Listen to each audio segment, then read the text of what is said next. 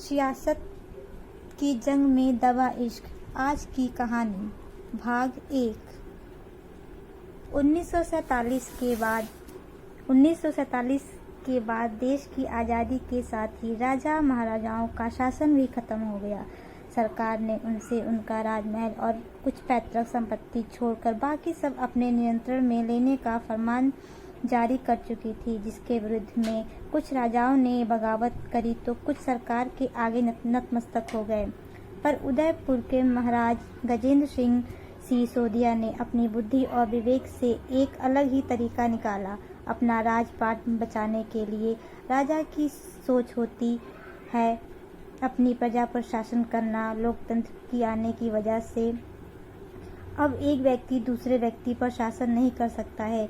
गजेंद्र सिंह सिसोदिया ने अपने शासन अपनी प्रजा बनाए रखने के लिए कृतज्ञता की कूटनीति चली, जो सरकार उनसे छीन रही थी। उन्होंने उसे ही अपनी प्रजा में बांट दिया, जिससे उनकी प्रजा उनका दयालु रूप देखकर कृतज्ञता में बंध गई। उनका 3 महल एक ही चेत में बना हुआ था। वो इस प्रकार से बना हुआ था कि एक बड़ा महल था, उसके दोनों सिरों पर उससे जुड़ते हुए 2 छोटे महल थे। बड़े महल पर अपना पूर्ण अधिकार रखा और अपने बचे 2 महलों को अपने सबसे विश्वास पात्र कृतज्ञ सेवकों को क्रमशः सेनापति महाबली राणा और महावीर वैद्य के महल के आधे हिस्से का स्वामित्व दे दिया, ताकि वो और उनकी आने वाली पीढ़ी राजमहलों के कृतज्ञ बने रहे।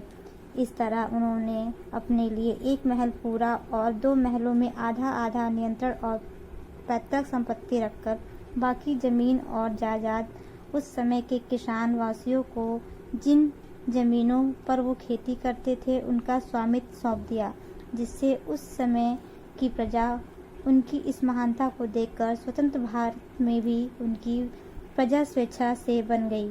महाराजा गजेंद्र सिंह सिसोदिया इस नीति के चलते उनकी लगभग 50 वर्षों तक उन्होंने लोकतंत्र भारत में भी अपना शासन बनाए रखा।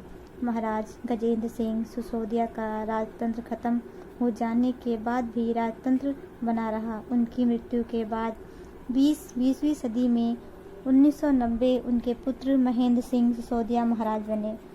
उनमें राजाओं वाले शौक और रौब दोनों ही थे, पर उनके समय तक प्रजा में दास्ता तथा सेवा भाव वाले गुण खत्म होने लगा था।